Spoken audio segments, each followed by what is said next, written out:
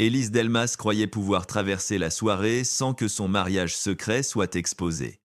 Mais au milieu d'un gala somptueux, Victor Delmas choisit de la condamner devant tout Paris. Accusée d'avoir trahi le groupe familial, elle garde le silence, non par faiblesse, mais parce qu'elle reconnaît le piège qui se referme autour d'elle. Lorsque son père apparaît enfin, ce n'est pas seulement son nom qui fait trembler la salle, c'est tout le passé des Delmas qui revient réclamer justice. Les lustres de cristal du grand hôtel Montaigne jetaient sur la salle une lumière dorée, presque irréelle, comme si Paris avait décidé ce soir-là de dissimuler sa cruauté sous du champagne. Des robes de soie et des sourires parfaitement polis, Élise se tenait près de la grande baie vitrée donnant sur l'avenue. Une coupe intacte à la main, son alliance serrée contre sa peau comme une brûlure discrète. Victor Delmas traversa la foule avec cette lenteur calculée qui faisait taire les conversations avant même qu'il ne parle. À son bras, Camille Roche avançait avec un sourire doux. Trop doux. Vêtue d'une robe ivoire qui ressemblait presque à une provocation, quand Victor s'arrêta devant Élise, il ne la salua pas. Il la regarda comme on regarde une erreur coûteuse. Retirer cette alliance devant tout le monde. Élise. Ce soir, Paris saura enfin que vous n'avez jamais été digne de mon nom, dit-il d'une voix basse, mais assez nette pour que les invités proches se figent. Élise sentit les regards se tourner vers sa main. Elle ne bougea pas. Victor, passe ici, souffla-t-elle. Il eut un sourire froid. Justement ici. C'est devant témoins qu'on enterre les mensonges. Camille posa une main légère sur son bras. Victor. Elle a peu être une explication. Élise leva les yeux vers elle et comprit à cet instant que la pitié de Camille était une lame. La rumeur courut dans la salle comme une fissure sur du verre. Les hommes en costume sombre cessèrent de parler d'acquisition. Les femmes aux bijoux discrets inclinèrent légèrement la tête, avides de comprendre sans avoir l'air curieuses. Victor sortit de la poche intérieure de sa veste une enveloppe bleu nuit frappée du sigle Delmas. Il ne la tendit pas à Élise. Il la leva juste assez haut pour qu'elle soit vue. Ces documents confidentiels ont quitté nos serveurs à partir d'un accès lié au tien. 3 heures plus tard, notre concurrent direct les recevait. Tu veux nier encore. Élise sentit le sang quitter son visage. Mais sa voix resta plus calme qu'elle ne l'aurait cru. Mon accès a été suspendu depuis 6 jours. Tous les 6. Victor se pencha légèrement vers elle. Ce que je sais, c'est que tu as menti depuis le premier jour. Ton nom, tes relations, tes intentions, tout. Élise entendit Camille murmurer à une invitée assez fort pour être entendue. Elle disait ne vouloir qu'une vie simple. C'était presque touchant. Alors Élise tourna lentement son visage vers elle. Vous connaissez bien le contenu de cette enveloppe pour quelqu'un qui prétend ne rien savoir. Le sourire de Camille resta en place. Mais ses doigts se crispèrent sur sa pochette. Victor remarqua ce mouvement, mais il l'enterra aussitôt sous sa colère.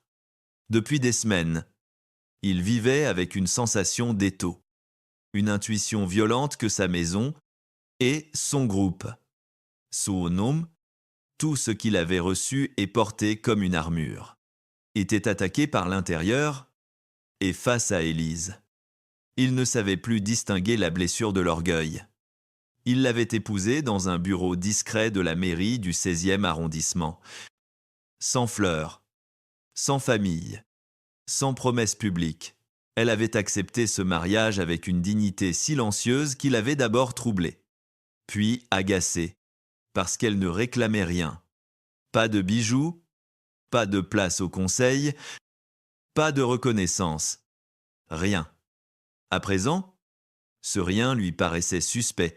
« Tu as eu 10 à 8 mois pour me dire qui tu étais ?» dit-il en serrant la mâchoire. 18 mois pour cesser de jouer les femmes effacées. Élise aurait voulu lui répondre que lui aussi avait eu 10 à 8 mois pour la regarder autrement que comme une obligation imposée par sa mère. Mais la présence de Marianne Delmas. droite, près de l'estrade. L'arrêta. La mère de Victor ne souriait pas. Elle observait la scène avec une immobilité trop parfaite, comme une femme qui avait prévu l'incendie et choisi la meilleure place pour le regarder. Le gala avait été organisé pour célébrer la nouvelle fondation culturelle du groupe Delmas. Une soirée destinée aux caméras, aux mécènes, aux articles flatteurs du lendemain. Sur les tables hautes, les cartes calligraphiées promettaient un avenir plus juste pour les jeunes artistes. Au centre de cette mise en scène, Élise avait cru pouvoir rester invisible. Pour simple épouse que personne ne nommait vraiment. Une silhouette discrète derrière l'homme le plus photographié de la soirée. Elle s'était trompée. Victor monta une marque dell'estrade. Sans quitter Élise des yeux, « Mesdames et messieurs, je vous demande pardon d'interrompre cette soirée. Mais lorsque la trahison entre dans une maison, il faut ouvrir les fenêtres. Même si l'air qui entre est glacial, quelques murmures indignés montèrent, plus excités que compatissants. Élise sentit une brûlure derrière ses paupières, mais elle refusa de pleurer. Elle repensa à son père, à sa voix grave lorsqu'il lui avait dit autrefois que les familles puissantes ne criaient jamais leur violence. Elle la faisait signer « Victor reprit ». La femme que certains d'entre vous ont vue à mes côtés n'était pas seulement mon épouse. Elle avait accès à ma confiance. Elle a choisi d'en faire commerce. Cette fois, Élise avança d'un pas. Si tu veux me condamner, Victor, fais-le avec la vérité entière. Pas avec une mise en scène écrite par quelqu'un d'autre. Vous lisiez Isiseum Azasti, Dunitudo ou Lisium Oko. Un silence plus dense tomba. Victor descendit de l'estrade et se rapprocha d'elle. Ils étaient assez près maintenant pour que personne n'entende le tremblement léger de sa respiration. Sauf Élise. Dans ses yeux, elle ne vit pas seulement de la haine.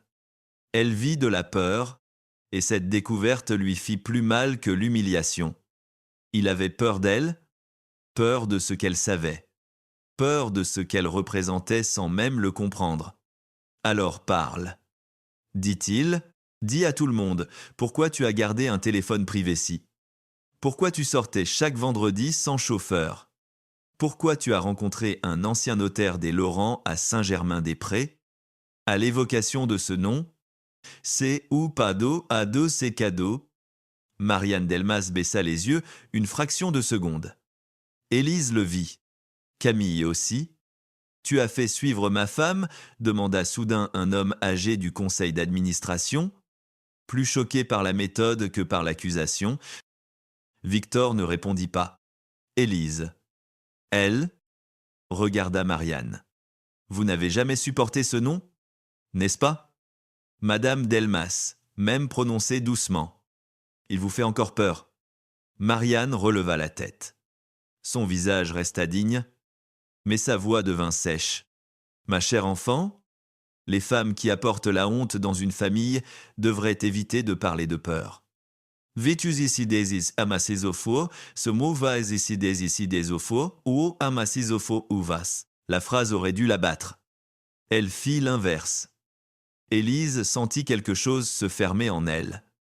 Non pas son cœur, mais cette partie fragile qui espérait encore une justice offerte par ceux qui l'avaient blessée.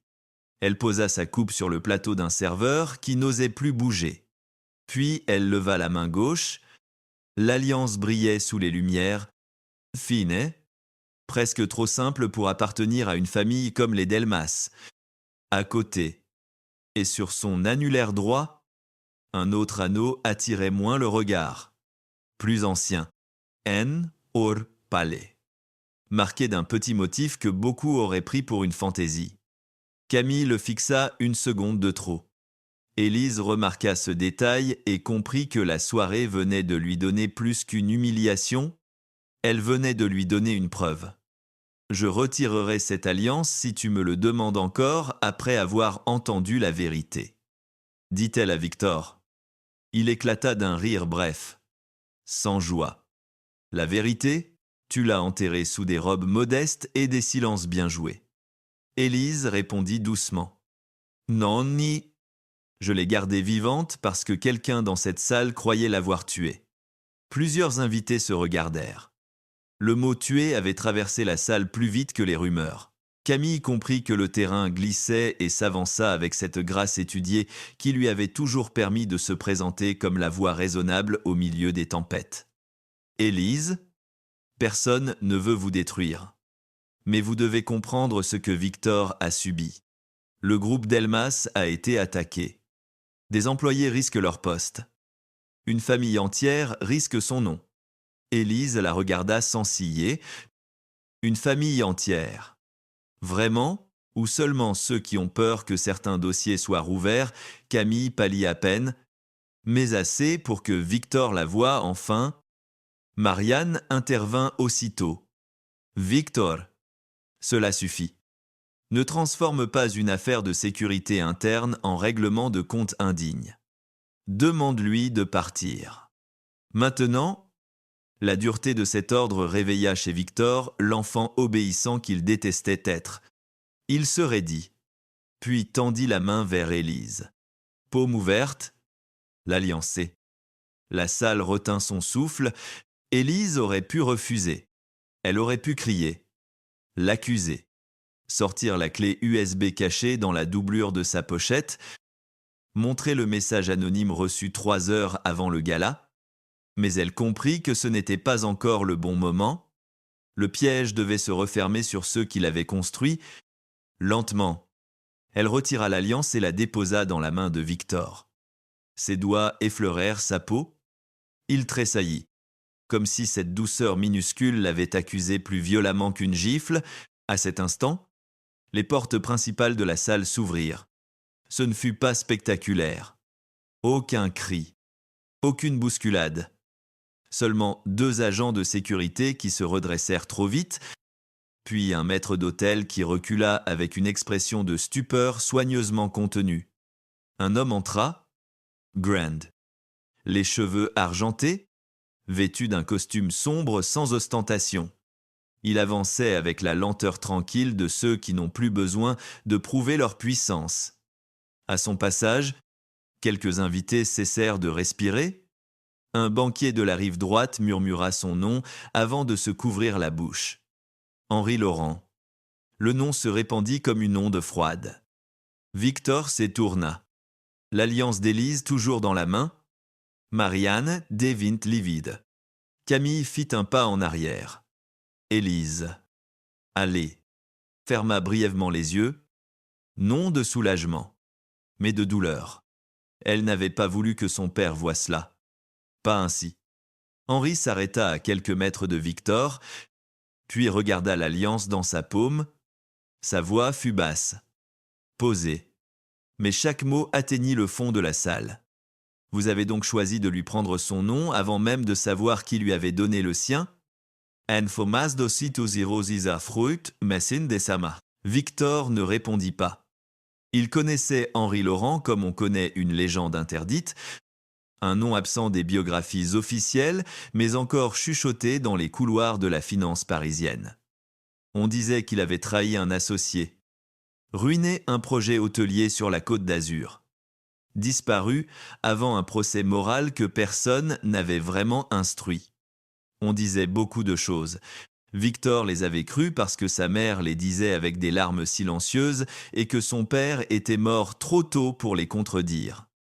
Henri tourna enfin les yeux vers Élise. Toute la froideur de son visage se brisa une seconde. « Ma fille, je t'avais demandé de ne jamais te laisser juger par ceux qui vivent dans une maison bâtie sur le mensonge. » Le mot « fille » frappa la salle plus fort qu'un éclat de verre. Victor sentit son corps se vider de toute certitude. « Votre fille », répéta-t-il, presque sans voix. Élise soutint son regard. Elle n'y trouva plus l'arrogance de tout à l'heure. Seulement un gouffre qui s'ouvrait. Henri fit un pas vers lui. « Oui, monsieur Delmas. La femme que vous venez d'humilier devant Paris est Élise Laurent. Ma seule enfant. Et si elle a porté votre nom en silence, ce n'était pas pour voler votre famille. C'était pour découvrir pourquoi la vôtre avait volé la nôtre. Ezis mi zizova praezesi. Marianne retrouva assez de contrôle pour avancer. Les Menton Haut, le sourire mince. Henry, cette entrée théâtrale est indigne de vous? Nous sommes à un gala de charité, pas dans l'un de vos vieux procès imaginaires. Henry ne la regarda même pas tout de suite. Il observa les visages. Les caméras discrètes des journalistes. Les téléphones à moitié levés. Les membres du conseil d'administration pétrifiés, puis il posa enfin ses yeux sur elle. « Marianne, vous avez toujours aimé les salles pleines. Elle vous donne l'impression que le mensonge devient vérité quand assez de gens l'entendent. » Camille voulut parler, mais aucun son ne sortit. Victor. Louis serrait l'alliance d'Élise si fort que le métal marquait sa paume. Il revit soudain des détails qu'il avait refusé d'interpréter. Les absences d'Élise le vendredi, sa façon de s'arrêter devant le vieux portrait dans la maison de Passy, sa main tremblante le jour où Marianne avait prononcé le nom Laurent avec mépris. Il avait pris tout cela pour des signes de culpabilité. C'était peu être des signes de douleur. Cette possibilité le frappa avec une violence silencieuse. Élise ramassa sa pochette tombée près d'une chaise. Elle aurait pu se réfugier derrière son père. Elle ne le fit pas. Elle avança jusqu'à Victor et tendit la main. « Mon alliance », dit-elle simplement. Il ouvrit les doigts par réflexe. Le bijou reposait au creux de sa paume. Minuscule, presque ridicule au milieu du désastre qu'il avait provoqué. Il voulut dire son prénom, mais elle l'arrêta d'un regard. « Pas maintenant ? Tu as voulu que Paris sache qui j'étais. Alors regarde bien. Victor, regarde ce que tu as choisi de croire avant de me poser une seule vraie question. » Elle reprit l'alliance. « Meissner la remit passe. » Elle la glissa dans sa pochette, à côté de l'ancien anneau des Laurent. Ce geste discret fit vaciller quelque chose en lui. Henri posa alors une carte noire sur la table la plus proche. « Demain matin, 10 heures, la défense. Votre conseil recevra les premières pièces du dossier que votre mère a passé 20 ans à enterrer. Ce soir, je ne suis venu chercher ni vengeance ni scandale. Je suis venu chercher ma fille. Le scandale. Monsieur Delmas, vous l'avez offert vous-même. » Élise passa devant Victor sans le toucher. Quand elle quitta la salle au bras de son père, les invités s'écartèrent en silence. Pour la première fois de sa vie, Victor Delmas resta seul au milieu d'une foule qui ne l'admirait plus. Elle le regardait tomber. Au matin, Paris avait déjà choisi son camp, puis il avait changé 3 fois. Les journaux économiques parlaient d'une crise de gouvernance chez Delmas.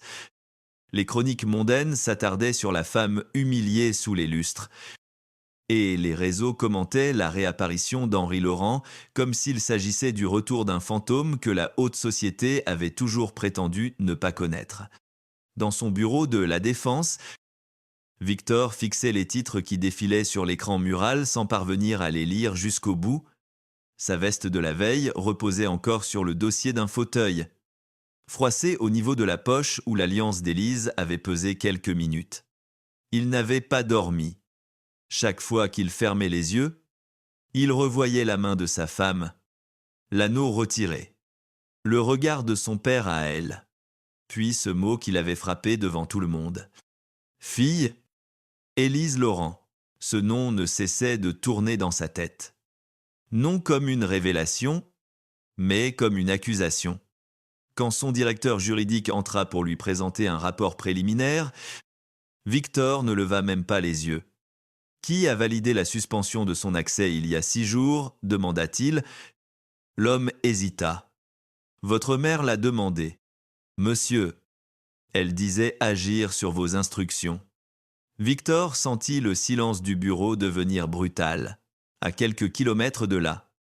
Élise se tenait dans l'appartement de son père, sur la rive gauche.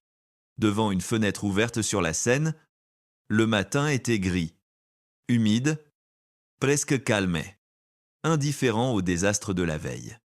Henri Laurent préparait du café dans la petite cuisine comme s'il n'avait pas fait trembler tout un gala quelques heures plus tôt.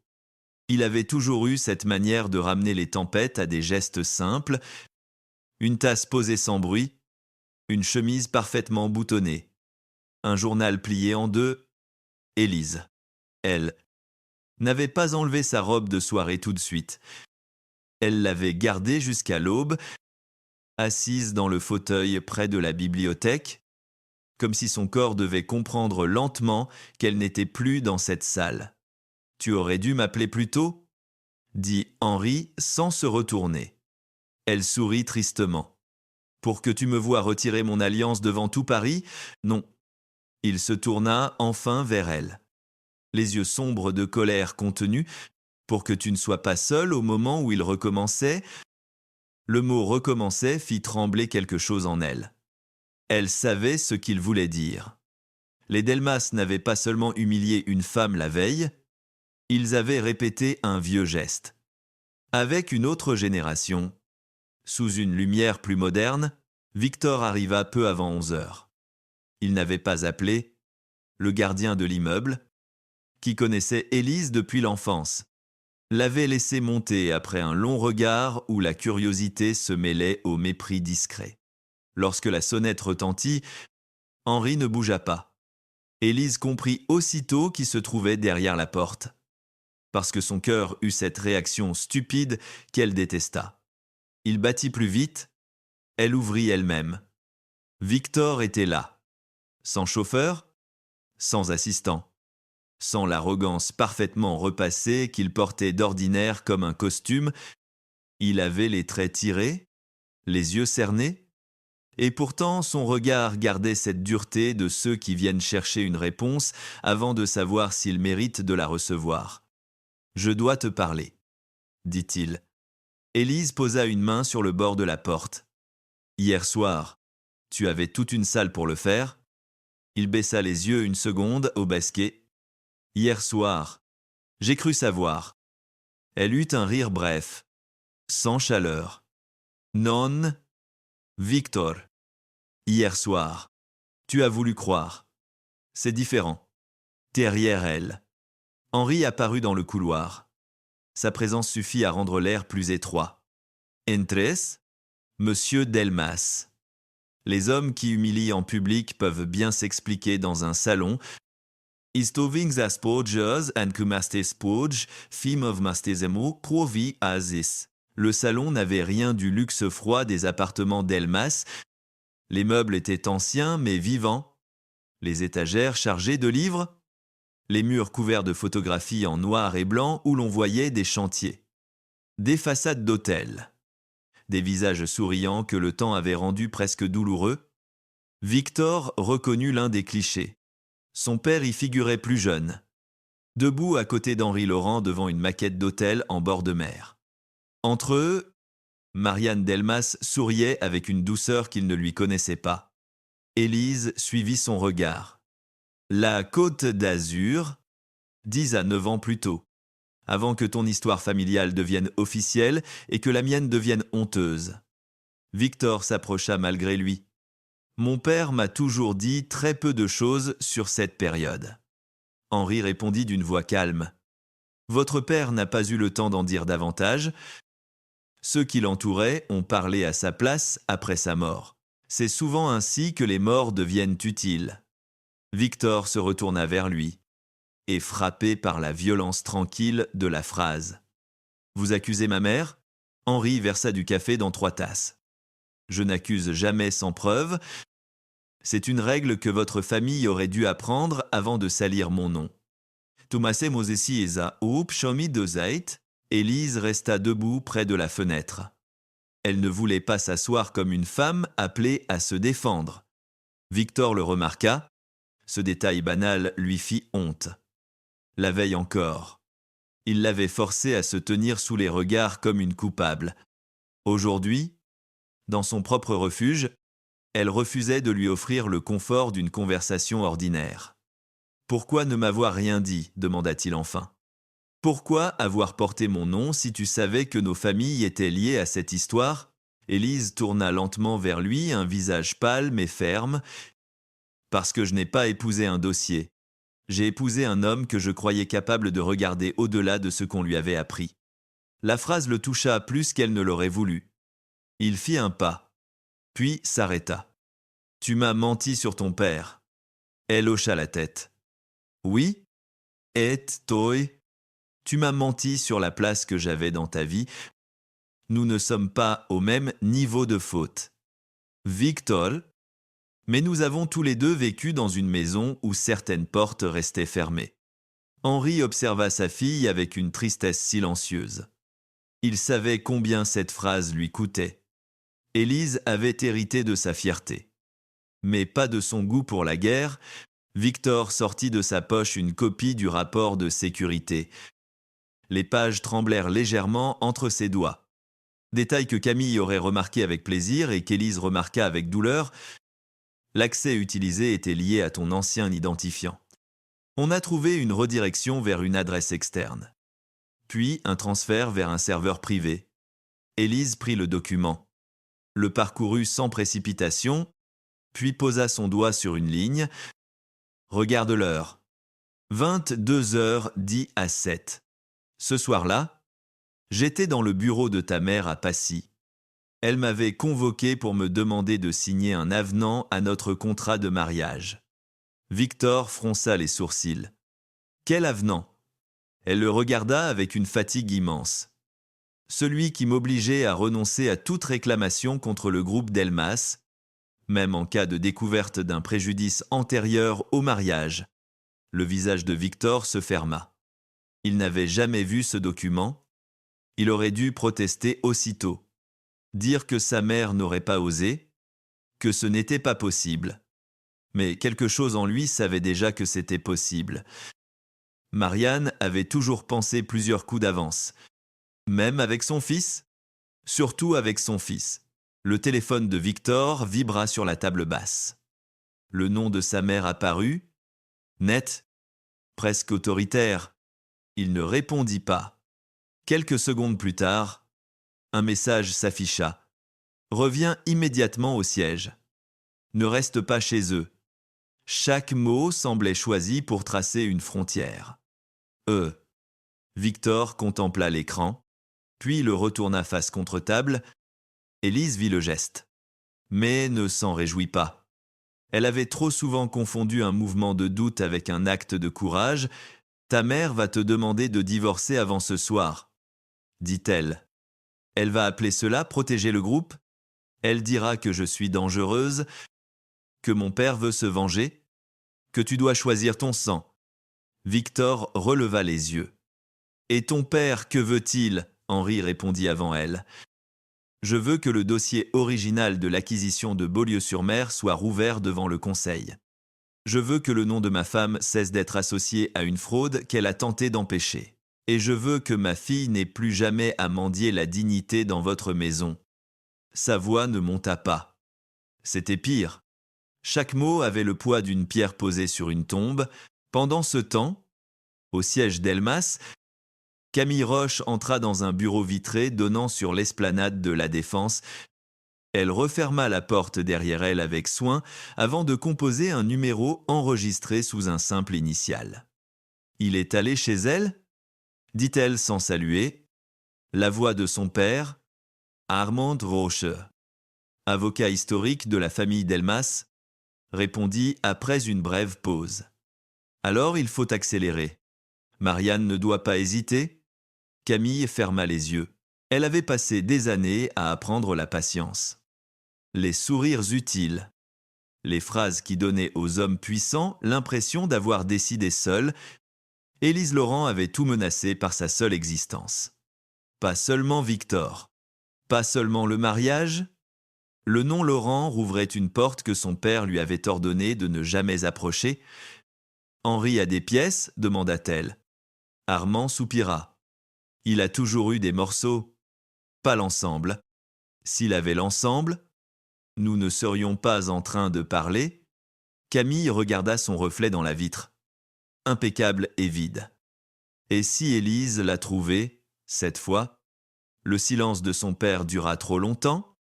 Alors, ma fille, Tu dois faire en sorte que Victor ne la croie jamais assez longtemps pour l'écouter. Dismobiavesi Isis Gumaf. Lorsque Victor quitta l'appartement, la conversation n'était pas terminée. Rien ne l'était. Élise ne l'accompagna pas jusqu'à l'ascenseur. Elle resta dans l'entrée, les bras croisés, comme si la distance était la seule chose qui lui appartenait encore. Demain, 10 heures. Conseil exceptionnel, dit Victor d'une voix plus basse. Je ferai inscrire le dossier à l'ordre du jour. Henry, derrière elle, ne manifesta aucune satisfaction. Vous pensez encore que c'est une faveur? Ce n'en est pas une. C'est le minimum. Victor accepta la phrase sans se défendre. Puis il regarda Élise. Je ne te demande pas de me pardonner. Elle répondit aussitôt. Heureusement, je n'aurais pas su quoi faire d'une demande aussi pauvre. Il encaissa. Dans l'ascenseur, en descendant vers le hall, il vit son reflet dans les portes de métal polies. Il avait encore le visage d'un homme puissant, mais il commençait à ne plus se reconnaître. Dans sa voiture, son téléphone vibrait sans interruption. Marianne, le conseil, Camille. Les journalistes, il n'appela personne. Il demanda seulement au chauffeur de le conduire à Passy. Pour la première fois depuis des années, il rentrait chez sa mère non pour recevoir des ordres, mais pour poser une question. La maison de Passy l'accueillit avec son calme habituel. Ses pierres claires, son jardin parfaitement taillé, son odeur de cire et de fleurs coupées. Marianne l'attendait dans le petit salon. Vêtue d'un tailleur bleu nuit, les cheveux tirés, le visage composé comme pour une photographie officielle. Sur la table, un dossier de divorce était déjà prêt. Victor le vit avant même de s'asseoir. Sa mère ne perdit pas de temps. Signe avant 10 à 7 heures, nous annoncerons une séparation d'un commun accord et nous éviterons que cette fille et son père transforment le groupe en champ de ruines. Victor resta debout. Tu as demandé la suspension de son accès en utilisant mon nom? Marianne ne cligna pas des yeux. J'ai fait ce que tu aurais dû faire. Il sentit une colère froide monter en lui. Tu lui as aussi fait signer un avenant dont je n'ai jamais entendu parler. Cette fois, une ombre passa sur le visage de Marianne. Minuscule, suffisante. Élise t'a déjà contaminé avec ses demi-vérités. Victor posa la main sur le dossier de divorce sans le prendre blas. Non. Mère, pour une fois, je crois que ce sont les tiennes qui commencent à se voir. Dans le silence qui suivit, Marianne comprit que son fils venait de franchir une ligne, et dans le couloir, derrière une porte entr'ouverte, Camille Roche écoutait, le téléphone serré dans sa main. Le soir tomba sur Passy avec une élégance presque insultante. Derrière les grilles de la maison Delmas, les buis étaient taillés avec une précision militaire. Les fenêtres brillaient d'une lumière chaude. Et le personnel se déplaçait sans bruit comme si rien. Jamais ne pouvait vraiment troubler cette demeure. Victor resta un instant dans l'entrée, son manteau encore sur les épaules, devant le grand escalier qu'il avait descendu enfant pour rejoindre des dîners où l'on lui apprenait à se tenir droit avant de lui apprendre à être heureux. Marianne avait transformé la confrontation de l'après-midi en invitation familiale. Elle avait appelé cela une conversation nécessaire. Puis avait demandé à Élise de venir si elle avait, selon ses mots, le courage de soutenir son récit devant ceux qu'elle accusait. Victor avait voulu refuser.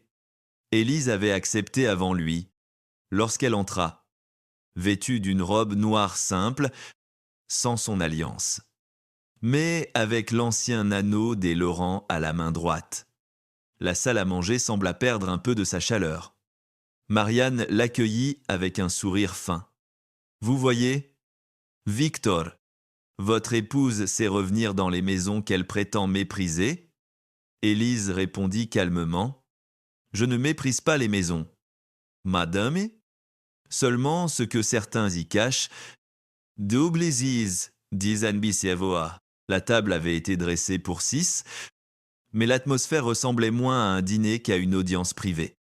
Armand Roche était assis près de Marianne, les mains croisées devant son assiette.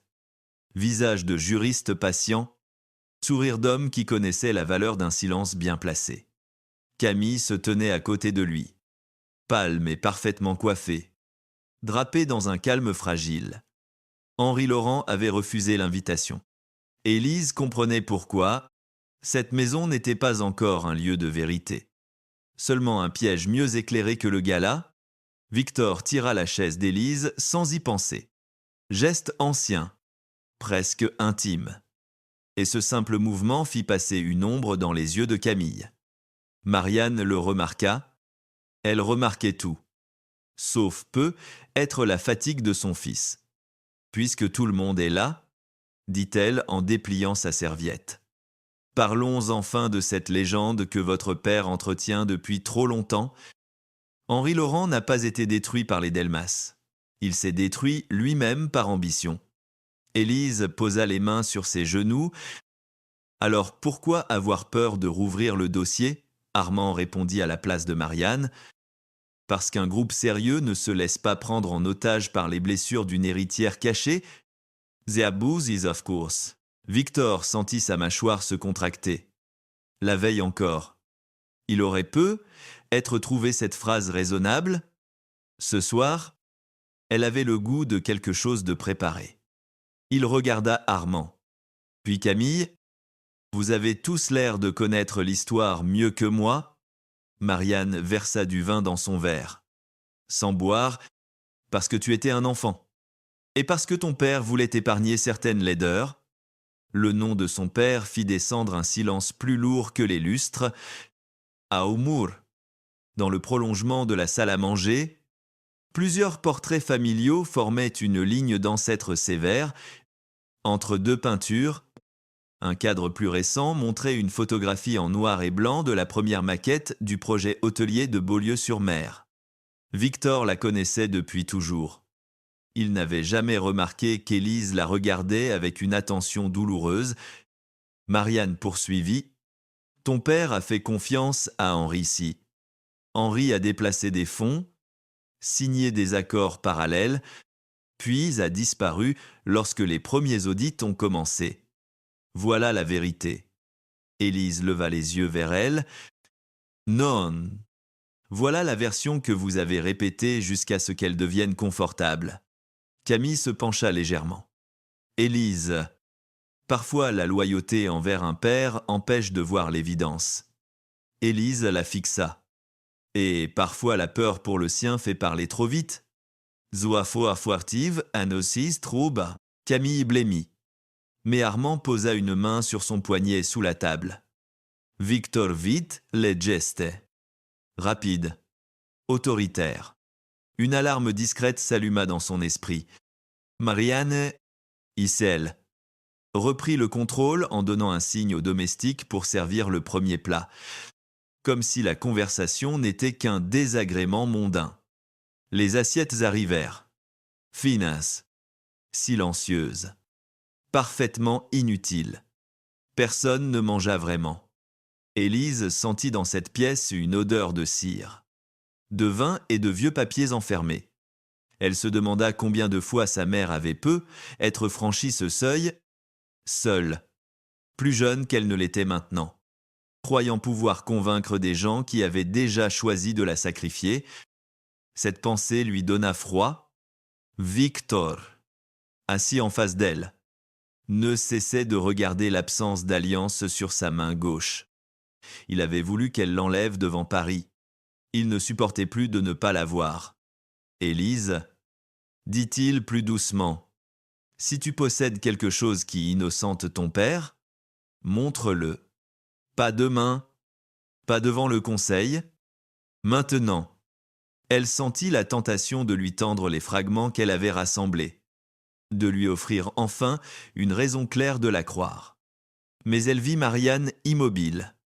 Armande trop calme. Camille trop attentive. Alors elle répondit « Non forma ». Pas dans une pièce où chaque vérité ressort avec une autre forme. Dizizi kosa uvimertro katosi uvimertro uvimertsfour. Ce refus fut exactement ce que Camille attendait. Elle posa lentement son verre, comme une femme contrainte de faire une chose douloureuse. « Je ne voulais pas en arriver là, » dit-elle. Victor tourna la tête vers elle. Arrivée où, elle ouvrit sa pochette et en sortit un petit appareil d'enregistrement. Puis le posa sur la table entre les bougies. Après le gala, j'ai reçu ceci de façon anonyme. J'ai hésité à te le transmettre. Victor, parce que je savais que cela te ferait mal, mais si Élise refuse encore de parler. Tu dois entendre ce qu'elle dit quand elle pense que personne ne l'écoute. Élise sentit son cœur ralentir. Elle ne connaissait pas cet appareil, mais elle reconnut aussitôt la stratégie. Une vérité partielle, une phrase arrachée, un contexte brisé. Camille appuya sur le bouton. La voix d'Élise sortit, légèrement métallique, mais reconnaissable. Victor ne doit rien savoir avant que le conseil soit prêt. S'il découvre trop tôt qui je suis, il cherchera à protéger les Delmas. Il faut utiliser son nom pour entrer jusqu'au cœur du système. La pièce sembla se vider d'air. Victor ferma les yeux une seconde. Comme frappé là où il était déjà blessé, Élise resta droite, mais ses doigts se serrèrent sur sa serviette. Elle se souvenait de cette conversation. Elle l'avait eue avec l'ancien notaire de son père, dans un café de Saint-Germain-des-Prés, après avoir appris que certains documents ne pouvaient être consultés que par une personne reconnue dans l'entourage légal des Delmas. Mais il manquait les phrases d'avant. Il manquait celle où elle refusait de nuire à Victor. Il manquait celle où elle disait qu'elle ne voulait pas voler un nom, seulement comprendre pourquoi celui de sa mère avait été sali. Cet enregistrement est coupé, dit-elle. Camille eut un regard presque tendre. C'est toujours la première défense des personnes prises sur le fait.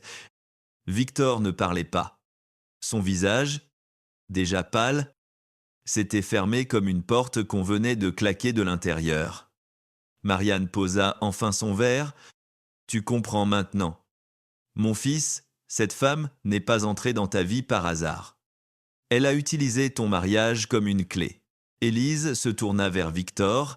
« Regarde-moi et demande-toi pourquoi elle avait cet enregistrement prêt ce soir. » Il leva les yeux vers elle. Dans son regard, l'amour et le doute se heurtaient avec une brutalité presque visible. « Dis-moi seulement que tu n'as jamais pensé à m'utiliser » murmura-t-il. Élise sentit la phrase la traverser. « Je ne peux pas dire cela. Au début, oui. J'ai pensé que ton nom pouvait m'ouvrir une porte, mais je n'avais pas prévu de t'aimer. Vesis inoves troas que mansidea. Cette vérité, au lieu de la sauver. L'enfonça. » Victor se leva brusquement, la chaise raclant le parquet. Donc tout a commencé par un calcul. Élise se leva à son tour. Et notre mariage. Victor, il a commencé par quoi ? Par amour, par liberté, non. Ta mère t'a demandé d'épouser une femme discrète pour calmer une crise de succession. Et tu as accepté parce que c'était pratique. Ne me fais pas porter seule la laideur de ce contrat. Marianne frappa la table de sa paume, geste rare qui fit sursauter même Camille. Assez. Vous venez chez moi insulter mon fils après avoir reconnu l'avoir manipulé ? Élise se tourna vers elle, plus froide qu'elle ne l'avait jamais été. Chez vous, il y a dans cette maison un portrait où mon père a été effacé par la honte que vous avez fabriquée. Il y a peu, être encore des traces de ma mère dans vos murs. Ne parlez pas de maison comme si les murs vous appartenaient plus que la vérité. » À ces mots, son regard revint malgré elle vers la photographie de Beaulieu-sur-Mer. Quelque chose clochait. Le cadre était plus récent que les autres. Le bois n'avait pas la même patine. Et le passe-partout masquait une partie étrange du bord inférieur. Armand suivit son regard et se redressa presque imperceptiblement. Ce fut le détail qui confirma l'intuition d'Élise. Zone estomac senoa. Elle s'approcha de la photographie. Marianne se leva aussitôt. Ne touchez pas à cela. Trop vite. Beaucoup trop vite. Victor, malgré sa colère, remarqua aussi la panique brève dans la voix de sa mère. Élise s'arrêta devant le cadre. Sur l'image, le jeune Henri Laurent souriait à côté du père de Victor. Marianne se tenait un peu en retrait, mais dans le coin inférieur, près de la maquette. Une main de femme apparaissait à moitié, coupée par le bord du passe-partout. Élise connaissait cette main. Elle l'avait vue dans les vieilles photos de sa mère. Avec cette bague fine en forme de feuille, sa gorge se serra. « Ma mère était là », souffla-t-elle. Marianne répondit sèchement. « Beaucoup de personnes étaient là. Ne transformez pas une ombre en preuve. » Camille se leva aussi. « Victor, tu vois ce qu'elle fait. Elle cherche à déplacer l'attention. » Mais Victor ne l'écoutait plus complètement. Il regardait le cadre, puis l'appareil d'enregistrement, puis Camille. Une connexion fragile tentait de naître en lui. Mais la blessure était encore trop vive pour qu'il la suive jusqu'au bout. Élise tendit la main vers le cadre. Marianne attrapa son poignet. Le geste fou, bref, violent sans être spectaculaire, assez pour que Victor avance aussitôt. Mère, lâche-la. Marianne obéit, mais son visage avait changé. Il n'y avait plus la maîtresse de maison, plus la veuve digne, plus la mère protectrice, seulement une femme acculée une seconde avant de reprendre son masque. Élise sentit la marque des doigts sur sa peau. Victor la vit aussi. Pendant un instant, il sembla vouloir lui demander pardon. Là, devant tous, mais Camille parla avant lui. « Victor, n'oublie pas ce que tu viens d'entendre. » Elle l'a dit elle-même. Elle t'a utilisé. Cette fois, Victor se retourna vers elle avec une lenteur inquiétante. « Comment as-tu obtenu cet enregistrement ?» Camille parut blessée. « Je viens de te dire qu'on me l'a envoyé. » Par qui? Elle baissa les yeux. « Je ne sais pas. » Armand intervint avec son calme d'avocat. « Victor, ne confondez pas la personne qui apporte une preuve et celle qui commet la faute. Mais cette phrase est si dode de devant, trop bien formulée, trop rapide. Sonna comme un texte appris, la soirée se termina sans conclusion. C'était pire qu'une rupture nette. Élise quitta la salle à manger la première, suivie par Victor qui la rejoignit dans le vestibule, sous le grand miroir où leurs reflets ne semblaient plus appartenir au même monde. « Élise, y a-t-on » Elle se retourna, les yeux brillants mais secs. « Pourquoi ? Pour que tu me demandes encore une phrase impossible, pour que tu choisisses ce qui t'arrange dans ma vérité ?» Il resta muet. Elle eut un sourire douloureux. « Tu vois not. Victor, ton problème n'est pas que tu ne m'aimes pas. C'est que tu m'aimes seulement quand les preuves ne dérangent pas ta famille. » Il reçut cette phrase sans défense. Elle ouvrit la porte, puis s'arrêta une seconde. « Demain, tu regarderas cette photographie. Pas comme un fils, comme un homme qui veut savoir. Si tu en es capable. » Lorsqu'elle partit, Victor resta dans le vestibule, derrière lui, dans la salle à manger.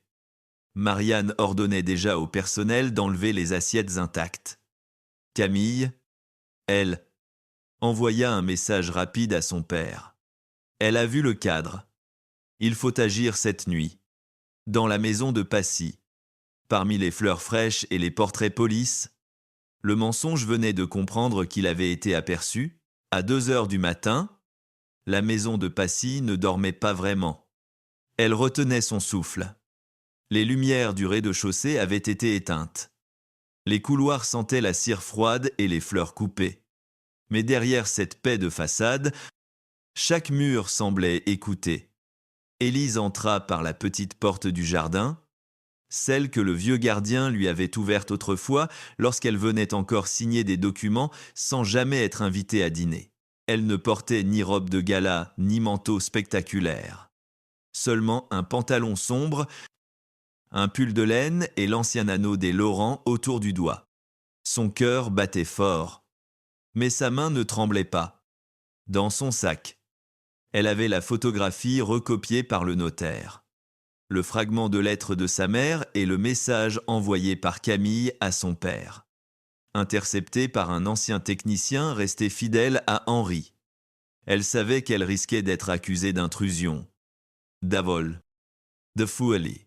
Mais après la marque des doigts de Marianne sur son poignet, elle avait compris une chose simple. Ceux qui protègent un mensonge comptent toujours sur la peur des autres. Victor l'attendait dans le vestibule. Élise s'arrêta net en le voyant près du grand miroir. Sans cravate, le visage tiré, comme s'il n'avait pas quitté cette maison depuis son départ. Pendant une seconde, elle crut qu'il était là pour l'arrêter. Il parla avant qu'elle ne puisse reculer.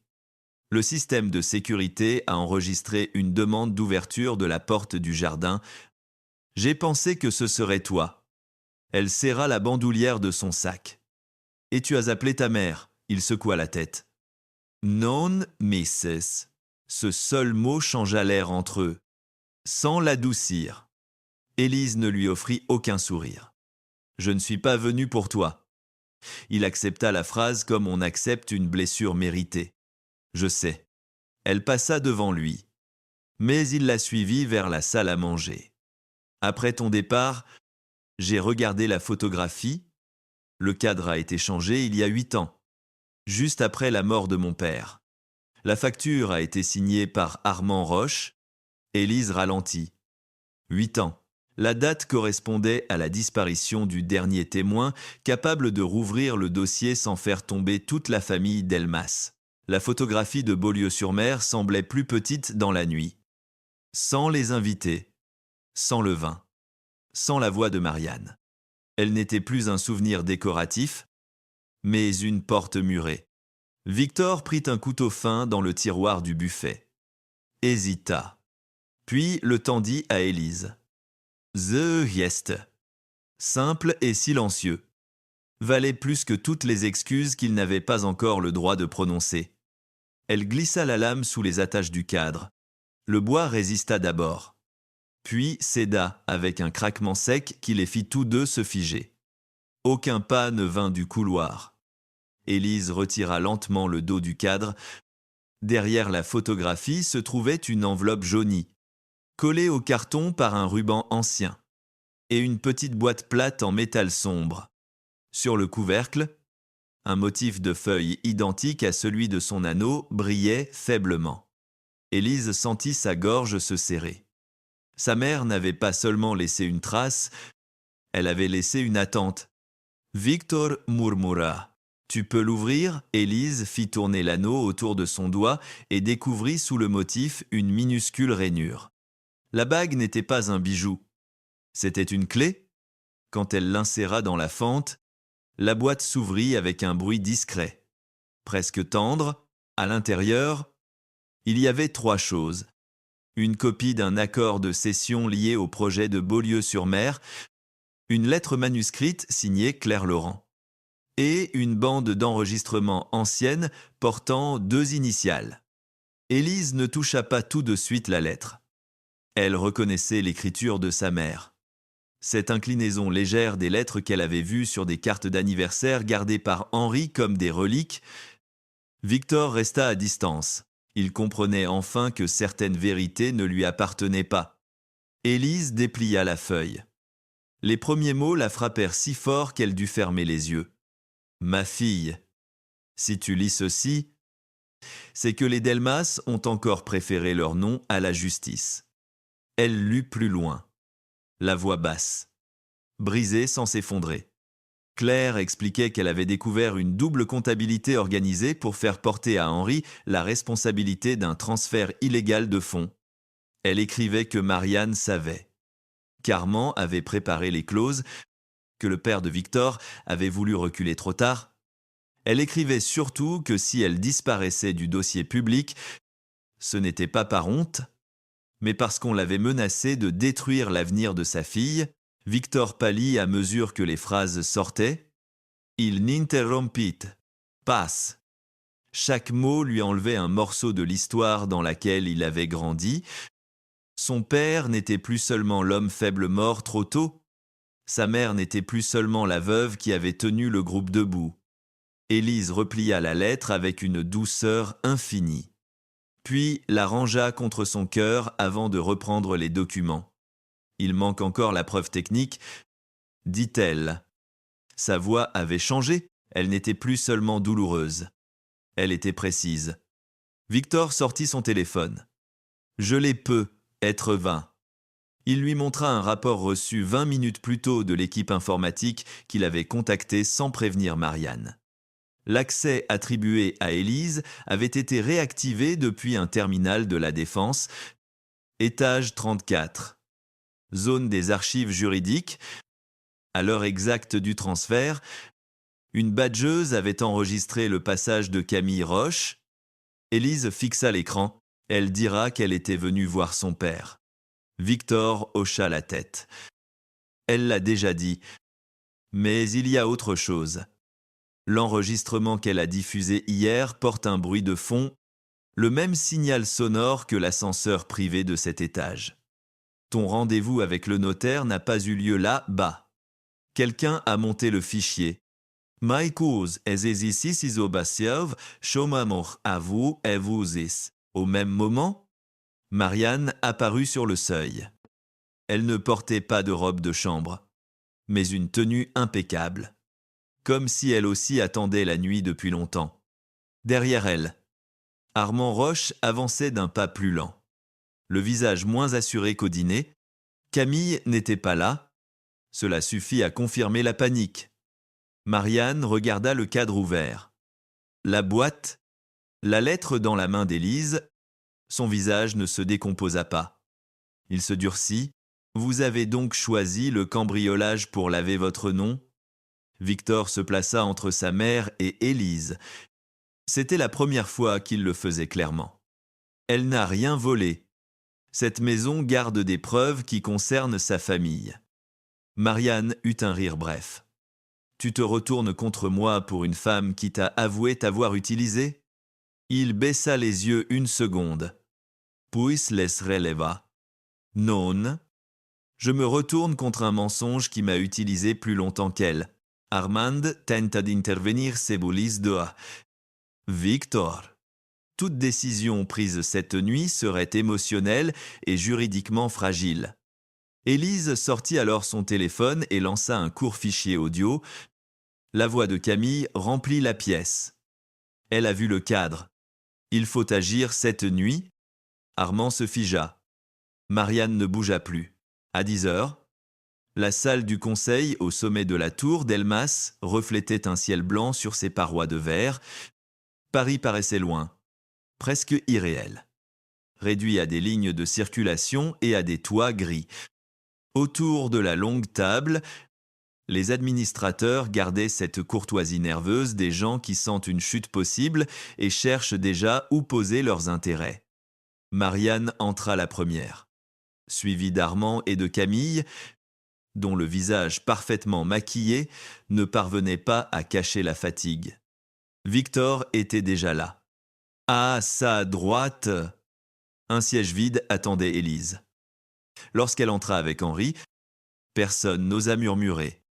Elle portait un tailleur sombre, ses cheveux attachés, l'anneau des Laurent visible à sa main. Elle ne ressemblait ni à l'épouse humiliée du gala, ni à l'héritière venue réclamer vengeance.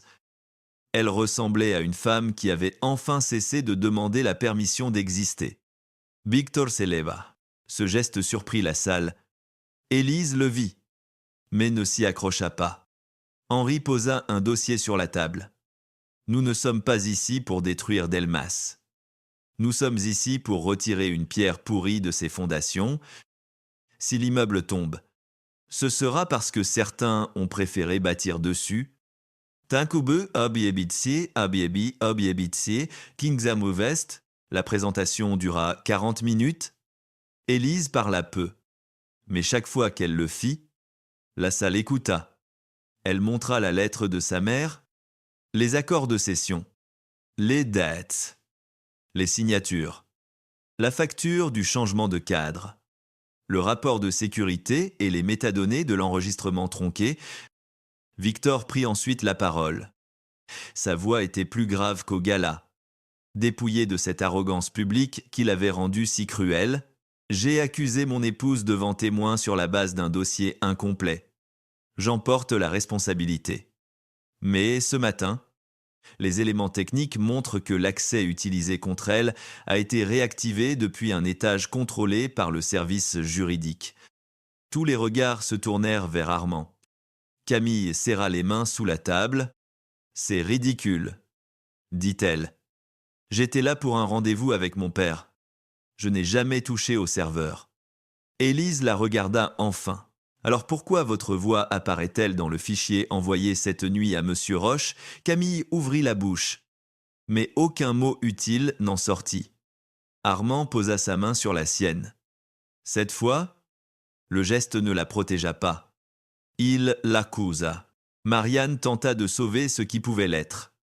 Même si Camille a commis une maladresse, cela ne prouve rien sur Beaulieu-sur-Mer. Vous mélangez une crise actuelle avec des rancœurs anciennes. Henri sourit sans joie. C'est exactement ce que vous espériez que nous ne puissions pas relier. Il fit glisser vers le centre de la table l'ancienne bande d'enregistrement, désormais numérisée par son équipe. La voix du père de Victor s'éleva dans la salle. Fragile, reconnaissable sur les archives privées de la famille, il disait qu'Henri ne devait pas porter seul une faute qu'il n'avait pas commise. Puis la voix plus jeune de Marianne répondit que si la vérité sortait, Victor grandirait dans un nom ruiné. Le silence qui suivit fut d'une violence absolue. Victor ne regarda personne. Il fixa la table comme s'il voyait pour la première fois le prix exact de son enfance.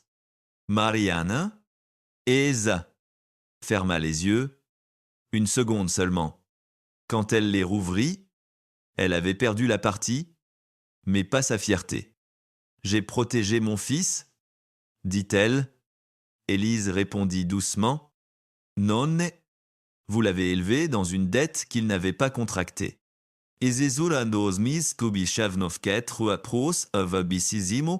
Camille se leva brusquement. « Vous ne comprenez pas.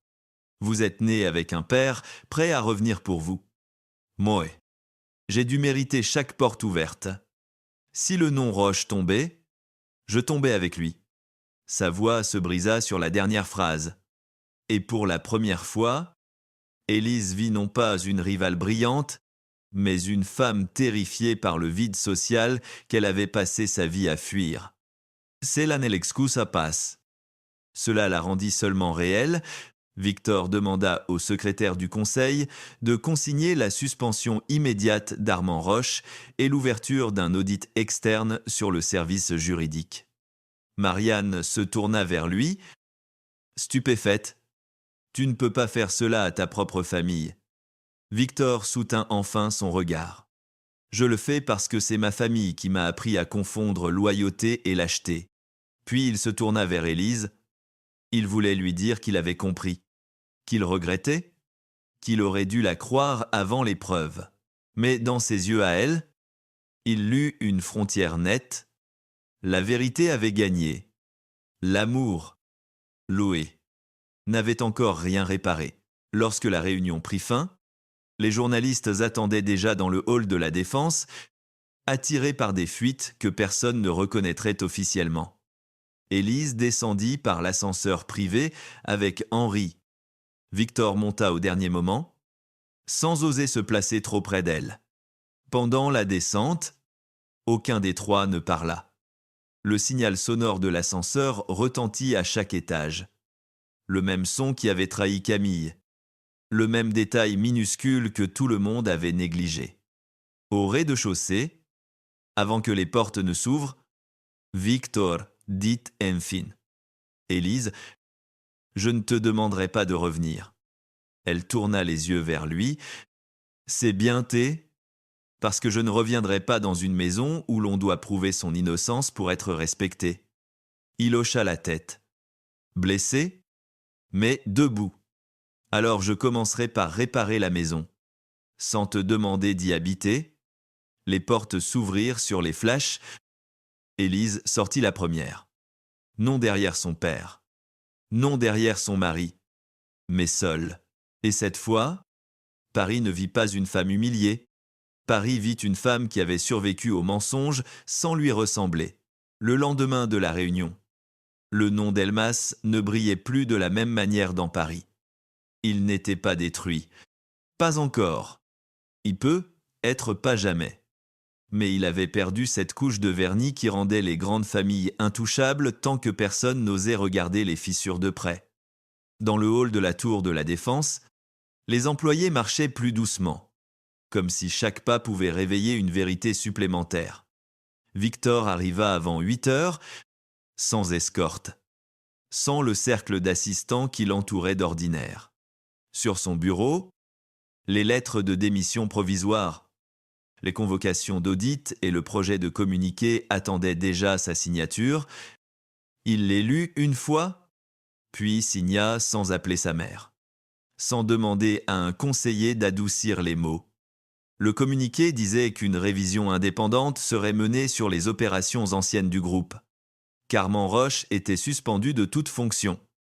Que Marianne Delmas quittait immédiatement ses responsabilités au conseil familial.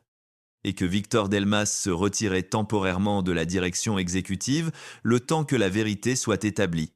Ce n'était pas assez pour réparer Élise, mais c'était la première phrase honnête qu'il écrivait depuis longtemps.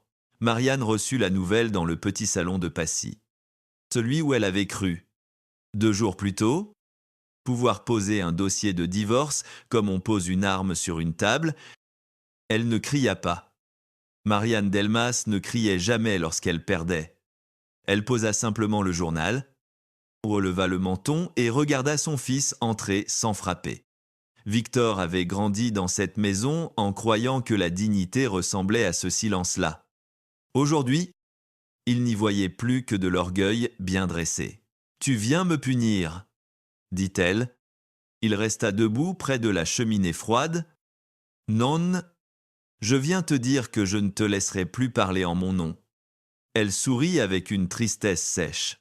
« Tu crois donc qu'elle t'aimera davantage parce que tu détruis ta mère ?» Victor ferma les yeux une seconde. Non par faiblesse, mais pour ne pas répondre avec la cruauté qu'il avait héritée d'elle. « Ce que j'ai fait à Élise ne sera pas effacé parce que je te tiens enfin tête. Je ne confonds plus réparation et récompense. » Marianne détourna le regard. Pour la première fois, il la vit vieillir. Elle avait perdu le conseil. Mais surtout ce pouvoir invisible qui consistait à décider ce que son fils avait le droit de savoir. Camille Roche disparut des dîners privés plus vite qu'elle n'y était entrée. Les invitations cessèrent de lui parvenir, les sourires se raréfièrent, et ceux qui avaient ri avec elle au gala ne répondaient plus à ses messages. Son père, enfermé dans ses propres défenses juridiques, il ne pouvait plus lui offrir l'abri qu'il lui avait promis toute sa vie. Elle croisa Élise une semaine plus tard dans le couloir d'un cabinet d'audit. Alors que chacune venait déposer une déclaration, Camille portait encore la même élégance. Mais son visage semblait nu. « Vous avez gagné ?» dit-elle avec une amertume lasse. Élise s'arrêta. Elle aurait pu savourer cet instant. Elle aurait pu répondre avec une phrase capable de blesser juste, de couper profond. Au lieu de cela, elle regarda la femme qui l'avait piégée et vit l'enfant social que personne n'avait aimé autrement qu'à condition de réussir. Non isevatezan. Camille. J'ai survécu. Ce n'est pas la même chose. Camille serra les lèvres. Vous avez un père, Issa. Un homme. Une vérité. Élise répondit doucement. Et vous aviez un choix. Vous avez préféré devenir le couteau de ceux qui vous faisaient peur. Camille ne trouva rien à dire. Cette absence de réponse fut sa première vraie défaite. Henri Laurent fut officiellement réhabilité lors d'une conférence sobre organisée dans une salle de presse près de l'avenue Georges Saint. Il n'y eut pas de triomphe, pas de spectacle, pas de phrases grandioses offertes aux caméras. Henri parla à peu. Il remercia ceux qui avaient accepté de rouvrir les archives, nomma sa femme Claire sans trembler. puis déclara que l'honneur ne revenait jamais tout à fait lorsqu'il avait été volé pendant 20 ans, mais que la vérité permettait au moins aux morts de respirer dans la mémoire des vivants. Élise, assise au premier rang, il sentit les larmes monter lorsqu'il prononça le prénom de sa mère. Victor se tenait au fond de la salle, volontairement à distance, sans chercher à être photographié près d'elle. Il avait demandé à venir. Henri ne l'avait pas invité, mais ne l'avait pas empêché d'entrer. À la fin, lorsque les journalistes posèrent des questions sur le mariage d'Elmas, Élise prit le micro une seule fois. « Mon histoire personnelle ne sera pas utilisée pour détourner l'attention du nom de ma mère. Aujourd'hui, il s'agit de Claire Laurent. Le reste m'appartient. Dans le fond, excusez-moi hors devait. » Victor comprit qu'elle venait aussi de le protéger. Pas par amour aveugle, par dignité, les semaines suivantes. Élise refusa de retourner dans l'appartement de Victor, mais elle ne revint pas non plus vivre entièrement chez son père.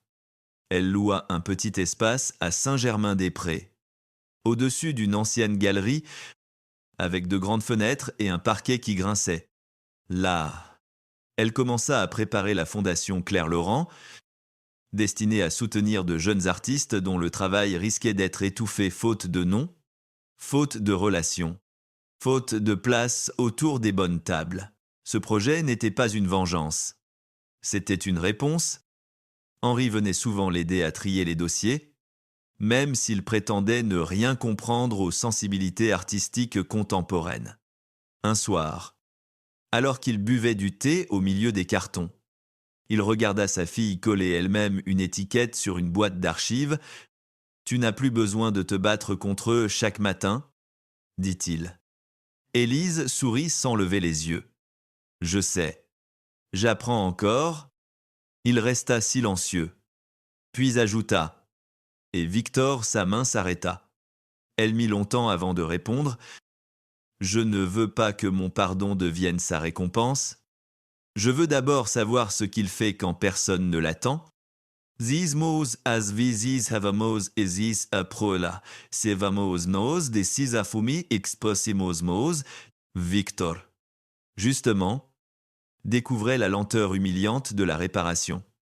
Il n'avait plus le pouvoir de convoquer, d'ordonner, d'obtenir une réponse parce que son nom ouvrait les portes.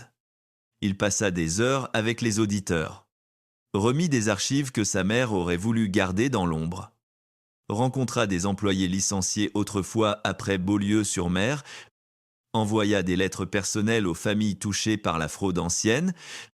Certaines furent acceptées, d'autres revinrent fermées. Il les conserva toutes. Chaque refus lui apprenait quelque chose que sa fortune ne pouvait pas acheter. Un soir, dans son bureau vidé de ses symboles les plus arrogants, il trouva l'écrin de l'alliance d'Élise dans le tiroir où il l'avait rangé après le gala. Il aurait voulu le lui envoyer avec une lettre. Il renonça. Le bijou n'était pas une excuse. Il prit seulement une feuille blanche et écrivit quelques lignes qu'il ne posta pas. « Élise, je ne regrette pas seulement de ne pas t'avoir cru, je regrette d'avoir eu besoin que la vérité me frappe pour voir ta douleur. » Il relut la phrase, puis il la laissa sur le bureau. Pour la première fois, il accepta qu'une parole juste puisse attendre. L'inauguration de la fondation Claire Laurent eut lieu 1 mois plus tard, dans la petite galerie de Saint-Germain-des-Prés. Rien à voir avec les lustres du Grand Hôtel Montaigne. Il y avait des murs blancs, des fleurs simples, du vin servi dans des verres ordinaires et des jeunes artistes dont les yeux brillaient plus fort que les bijoux des mécènes. Élise portait une robe bleu nuit, sans alliance, avec l'anneau des Laurent. Henry, près de l'entrée, accueillait les invités avec une gravité émue. Victor arriva seul, à l'heure exacte. Sans photographe, sans communiquer, il resta d'abord dehors. De l'autre côté de la vitre, regardant Élise rire doucement avec une étudiante en peinture, ce rire le frappa plus durement que ses larmes. Il comprit que la femme qui l'avait humilié n'était pas seulement en train de se relever. Elle reconstruisait un monde où il n'avait plus de place naturelle. Il entra pourtant, Parce que réparer ne consistait pas à attendre d'être désiré, Élise le vit, la salle ne se tut pas. Personne ne s'écarta. Ce fut presque plus difficile. Il n'était plus l'homme autour duquel l'espace se réorganisait. Il attendit qu'elle termine sa conversation avant de s'approcher. Henri les observa de loin, prêt à intervenir si sa fille le souhaitait. Mais Élise lui adressa un regard calme. Elle pouvait gérer cette rencontre seule. Victor sortit de sa poche un petit écrin, mais ne l'ouvrit pas. « Je ne viens pas te demander de la porter, » dit-il. « Je viens te la rendre autrement. Le soir du gala, je t'ai pris cette alliance comme si ton honneur dépendait de mon nom. J'avais tort. Elle ne représentait pas ce que tu me devais. Elle représentait ce que je n'avais pas su respecter. » Élise regarda l'écrin. Puis son visage. Tu as répété cette phrase devant un miroir, il eut un sourire triste. Plusieurs fois. Elle était moins maladroite dans ma tête. Malgré elle Ebzicialia, une douceur passa dans ses yeux. Pas un pardon, pas encore, mais la première fissure dans le mur, et maintenant, demanda-t-elle. Victor inspira lentemt. Maintenant, je continue l'audit, je témoigne si nécessaire contre les décisions de ma mère, je laisse ton père choisir ce qu'il veut rendre public. Et toi, je te laisse choisir la distance dont tu as besoin, même si cette distance ne me laisse aucune place.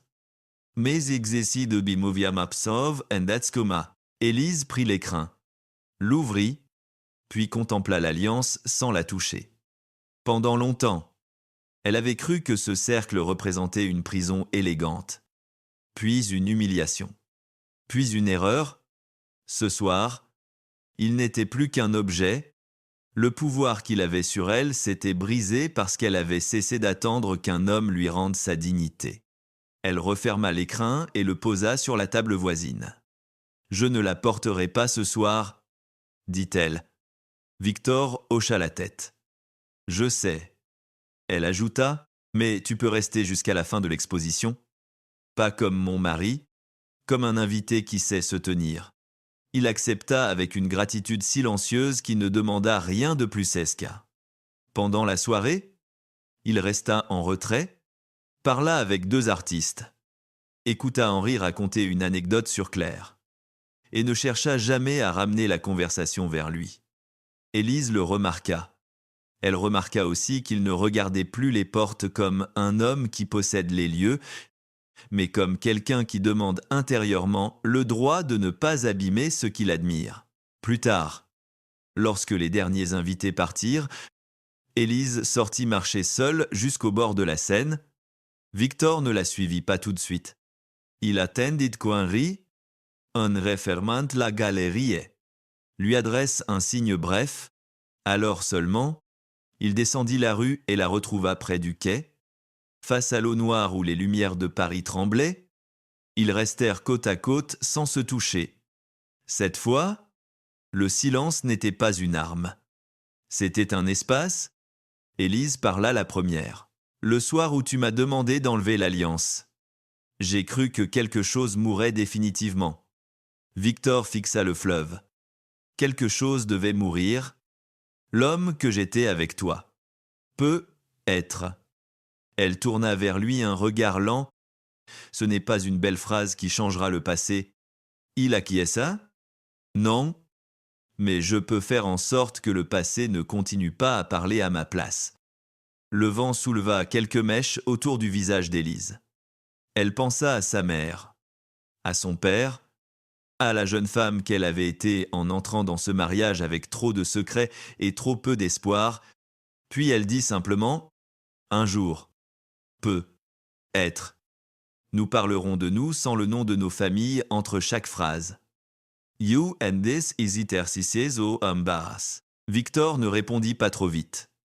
Il avait appris, enfin, que certaines paroles devaient être reçues avant d'être utilisées.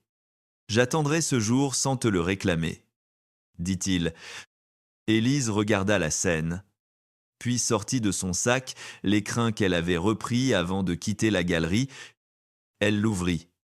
retira l'alliance et la tint entre deux doigts. Victor cessa presque de respirer. Elle ne la passa pas à son doigt. Elle la glissa dans sa poche à lui. Garde-la encore.